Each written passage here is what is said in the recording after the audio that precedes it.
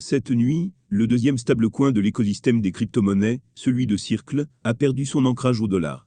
En effet, suivant les sources de données, il évolue lors de la rédaction de ces lignes à 0,90 $ sur CoinGecko, 0,897 sur CoinMarketCap ou encore 0,93 sur l'indice TradingView.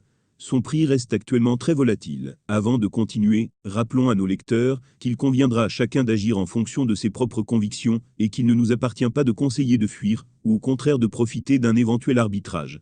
Pour expliquer cette panique, il faut d'abord se tourner vers un phénomène plus large qui est la panique bancaire aux États-Unis. Nous l'avons vu avec Silvergate Bank, qui était l'un des dépositaires du stablecoin de Circle et qui a annoncé cette semaine son intention de recourir à sa liquidation.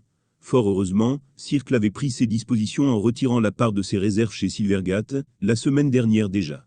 Mais hier, un autre acteur bancaire a fait défaut, Silicon Valley Bank, SVB. Cette dernière a fait l'objet d'une fermeture administrative, directement de la part de la branche californienne de la Federal Deposit Insurance Corporation, FDIC. Or, Circle détenait environ 25% de ses réserves chez cet acteur, soit environ 10 milliards de dollars, et la confirmation des faits a entraîné la panique du marché. Que va-t-il se passer maintenant? Factuellement, il est impossible à l'heure actuelle de dire s'il sera allé au-delà de cette panique et retrouver son ancrage. Ce qui est sûr, c'est que Circle a tenté de prendre des mesures en retirant ses liquidités de SVB, mais a confirmé tôt ce matin que 3,3 milliards de dollars étaient toujours bloqués chez cet acteur. Néanmoins, il semblerait tout de même que ces fonds soient en sécurité. Et pour cause, c'est justement pour assurer l'intégrité des dépôts des clients de SVB que la FDIC a procédé à sa fermeture.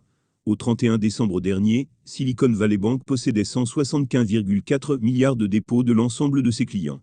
Les acteurs assurés devraient avoir accès à leurs fonds lundi. Tous les déposants assurés auront pleinement accès à leurs dépôts assurés au plus tard, le lundi matin 13 mars 2023. La FDIC versera aux déposants non assurés un dividende anticipé au cours de la semaine prochaine. Les déposants non assurés recevront un certificat de mise sous séquestre pour le montant restant de leurs fonds non assurés. Fermez les guillemets pour ce qui est de Circle, elle doit désormais s'appuyer sur 5 autres acteurs qui gèrent ces dépôts, dont Bank of New York Mellon, BNY Mellon.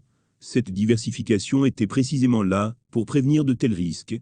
Concernant les stablecoins, si les modèles algorithmiques ont montré leurs failles l'année dernière, les modèles centralisés prouvent également qu'ils ne sont pas infaillibles et qu'ils sont exposés au risque de défaut d'autres intermédiaires centralisés, comme toute l'industrie bancaire.